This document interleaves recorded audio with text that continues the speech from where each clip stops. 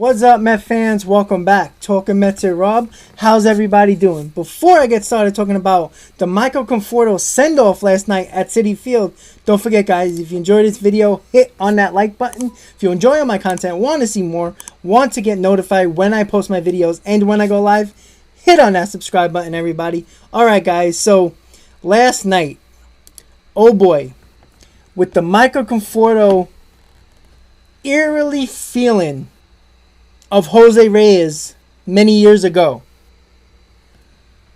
The reaction from the fans, the reaction from Conforto, the reaction from the players and the coaches after the game on the field with Michael Conforto. So much stuff, and the eerily feeling that I felt and many of the Met fans around me felt eerily similar to Jose Reyes when he bunted for that ball to get the hit, to win the batting title, take himself out of the game, standing ovation from Met fans, and we never seen Jose Reyes in a Mets uniform again at Citifield. That's exactly how I felt last night when it came to Michael Conforto. The send-off from the fans, the coaches' reactions, the players' reactions, Conforto's reaction, all of that felt eerily similar to Jose Reyes many years ago. When Conforto made that catch and the fans gave him a standing ovation, waved his arms to the 7 line in center field, put his hand on his chest, tearing his eyes out in right field from the standing ovation the Met fans were giving him. That felt like a guy that knows he's not going to be back in 2022 and put on that Mets uniform again and stand on opening day with a Mets uniform on at Citifield. That was really tough to take for me, for Met fans, and definitely Michael Conforto, because it just felt like a guy who felt like he was not going to be back in this Mets organization. Obviously, I don't have a crystal ball, guys. I don't know.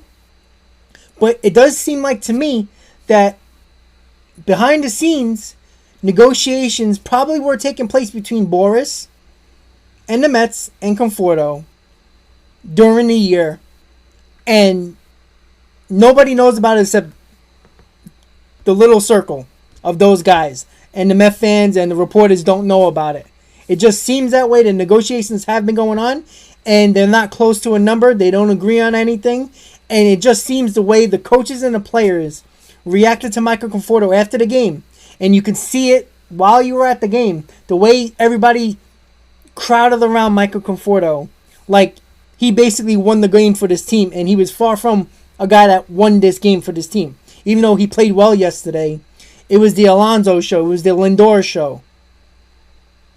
Those were basically the two players of the game, which trickled in with a couple of Conforto hits and a nice catch. It just seemed like the player and the coach's reaction kind of told me that Michael Conforto is not going to be back in this Mets organization. Is that the Mets not offering him a qualifying offer? Or not even a contract at all? Or they were trying to negotiate something and both sides could not agree upon a number and years? And that's why the big reaction from the players and the coaches.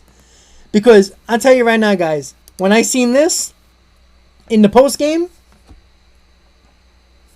the teary eyes of Michael Conforto, the love that he felt from Met fans with standing ovation, the choked up he was in that interview after the game, tells me that him and the Mets know a lot more than they're telling Met fans and reporters.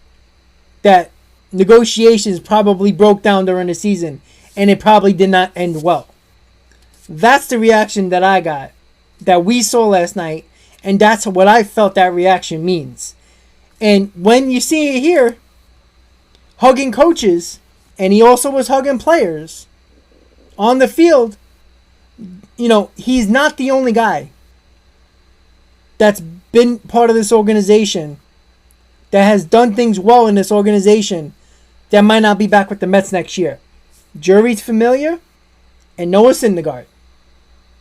Not saying that they have the big impact that Conforto had over the years, But let's be honest, in 2015, 2016, Juris Familia and Noah Syndergaard were big parts of why this team got where they were in 2015 and 2016, not just Michael Conforto. So the reaction that Met fans, coaches, and players gave to Michael Conforto really does show me that negotiations probably broke down and they probably weren't close to any years or numbers. And that's a little bit hard to say, but it is reality, guys. Michael Conforto might not be back with this Mets team in 2022. The last time he stepped foot on Citifield's turf in a home Mets uniform might have been his last time last night on September 30th, 2021. That's hard. That's a hard pill to swallow, guys. Even though a lot of people are disappointed about the year he had, there is no doubt that Michael Conforto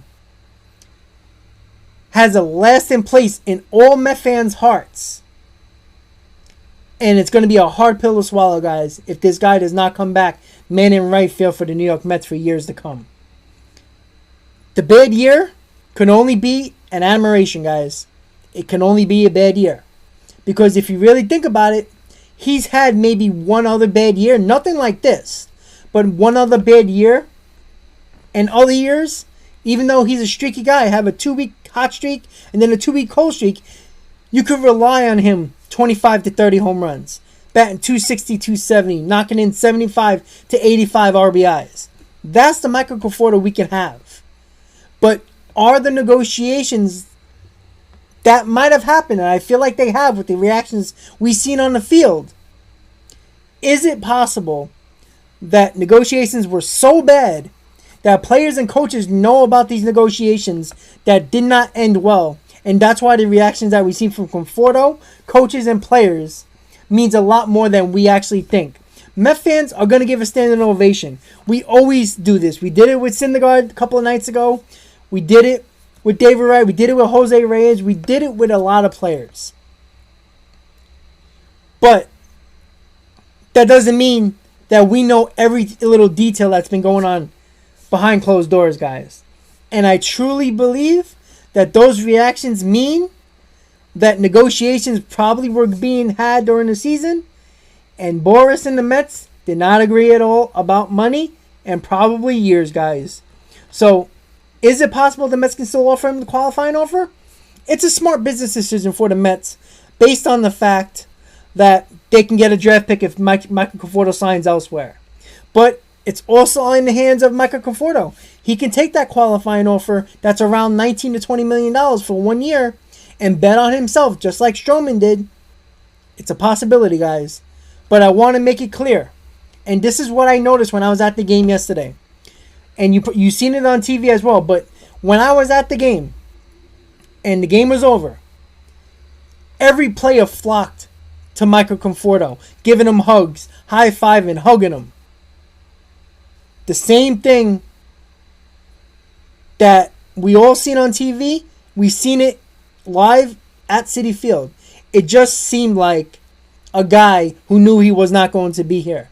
And the players and the coaches' reactions probably confirmed it. Now, guys, I don't have a crystal ball. But it does seem that Michael Conforto could step on Citifield's turf one last time in a home Mets uniform.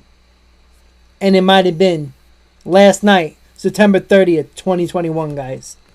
And to see after the reaction of the Met fans after he made that catch, I'm going to bring it up just now, guys.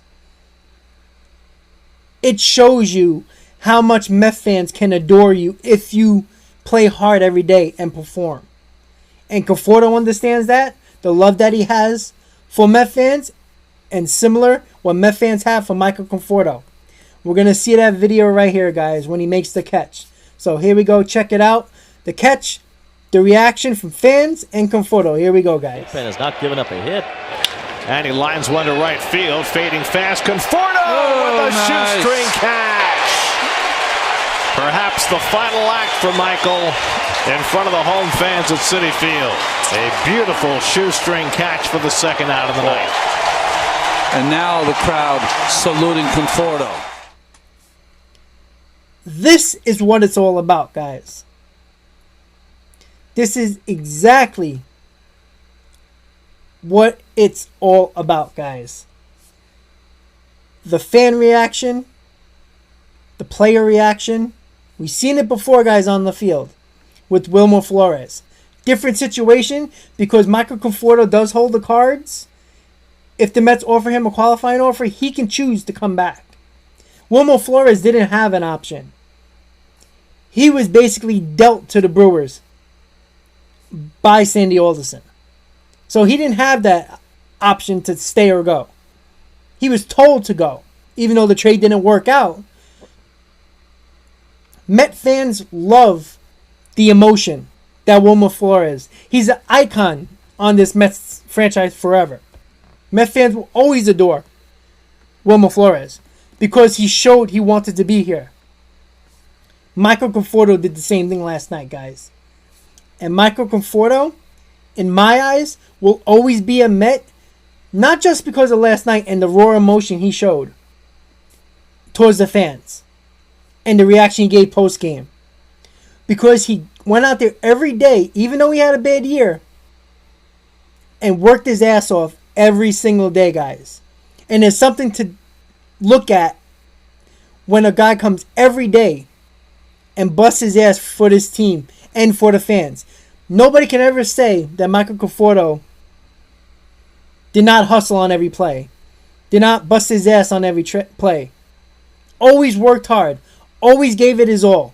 And that's all you can ask for. Even though if the performance wasn't there this year, Met fans know what this guy can be. He can be a special player. He still can be a special player. He's coming into his own. He's going to be in his prime years in the next 4 to 5 years in his career. Do the Mets get him? Do they keep him around? Or do they let him leave? That is the question that we're going to be talking about in this offseason, guys. Once again, guys, if you enjoyed this video, please hit on this like button. If you enjoy my content, want to see more, want to get notified when I post my videos, and when I go live, hit on that subscribe button, everybody. And let me know what you think last night about how you felt about the send-off the fans gave and the reaction from Michael Conforto, the players, and the coaches. Let me know in the comments, guys, what you think. And do you think the Mets should bring back Michael Conforto? If you do you think they should just give him the qualifying offer? Or give him some type of multi-year deal? Let me know in the comments, guys. I want to thank you guys for watching. And as always, Met fans, let's go Mets.